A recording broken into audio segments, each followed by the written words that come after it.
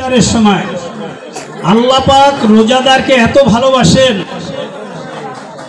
এই রোজার সময় একটা সহি হাদিস শোনেন, এই ইফতারের সময় যে কোনো একটা কবিরা গুনার কথা স্মরণ করে আল্লাহর কাছে মাপ চাইলে ওই কবিরা গুনাটা আল্লাহ মাফ করেন।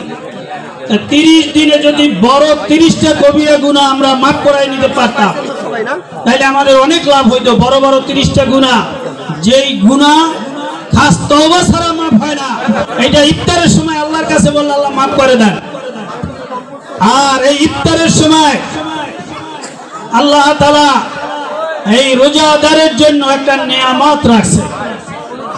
আল্লাহ পাক এর থেকে একটা উচ্চ মাজলিস করেন আসমানে ফেরেশতাদের নিয়ে, এবং আল্লাহ বলেন, হে ফেরেশতারা ওই জমিনের দিকে তাকাইয়া দেখো, তোমরা না বলেছিলে আদম কেন বানাবা?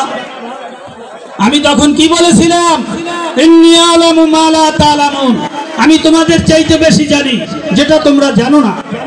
আজকে তাকাইয়া দেখো আমার রোজাদার বান্দারা কেন খায় না? ফেরেশতাদেরকে জিজ্ঞেস করেন আল্লাহ, আল্লাহ বলেন আল্লাহ আপনার ভয় খায় না। তখন আল্লাহ বলেন, তোমরা সাক্ষী থাকো আমার ভয় যেহেতু খায় না, আমি হাসরের ময়দানে এই রোজাদার ব্যক্তিকে যেই উপহার দেব সেই উপহারের প্রধান উপহার হচ্ছে আমি প্রত্যেককে আলাদা আলাদা একটা জান্নাত দেব। যেরকম সুবহানাল্লাহ।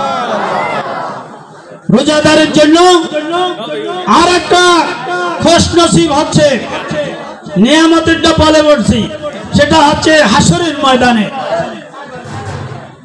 যখন আল্লাহ দ্বিতীয় নিয়ামতটা রাসূল বলেছেন, সেটা হলো সকল রোজাদারের সাথে আল্লাহর সাথে একটা মোলাকাত হবে।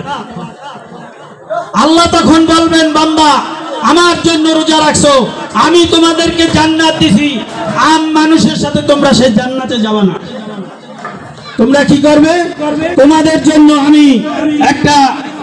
আমি একটা জান্নাতের জন্য একটা আলাদা গেট করছি। জোরে কোন সুবহানাল্লাহ। রোজাদারের জন্য আলাদা একটা গেট করবে। সেই গেটটার নাম কি জানেন? অনেকের নামও রাখে ছেলেদের। সেই গেটটার নাম হলো রাইয়ান নামক দরজা। এই রাইয়ান দরজা দিয়া আল্লাহ রাব্বুল আলামিন বলবেন, ও আমার রোজাদার ব্যক্তিরা, তোমরা যেহেতু আমার কথা মতো রোজা রেখেছো, দিনের বেলায় রাতের বেলায় তারাবি পড়েছো, অন্যায় কাজ থেকে বিরত রয়েছো, পানহার থেকে বিরত রয়েছো, মিথ্যা করো নাই, শরীয়তের আহকাম মোতাবেক চলেছো, আজকে যাও ওই রাইয়ান দরজা দিয়া তোমরা জান্নাতের মধ্যে প্রবেশ করো। এজন্য আল্লাহ তাআলা সেই দিন যারা রোজা রাখেন নাই তারা আফসোস করবে।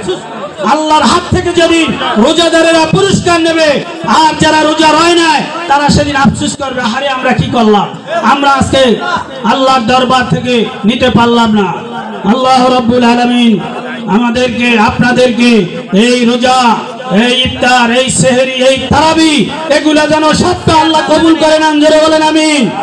রমজান মাসে কবর আযাব মাফ, আল্লাহ যেন সকল কবরবাসীকে মাফ করে দেন, আমাদের যারা মুরব্বী তাদেরকেও যেন মাফ করে দেন, আর আমাদের জীবনের সমস্ত গুনাহ খাতা যেন এই রোজা দ্বারা আমাদের ভিতরে যে পশুত্ব ভাব আছে, রোজার মাধ্যমে আমরা এই পশুত্ব ভাব যেন জ্বালিয়ে পুড়িয়ে আমরা অন্তরকে পরিষ্কার করতে পারি। আল্লাহ যেন সেই তৌফিক আমাদের দান করেন। আমিন। সবাই আস্তাগফার পড়েন। 1 থেকে 2 মিনিট সময় বাকি আছে।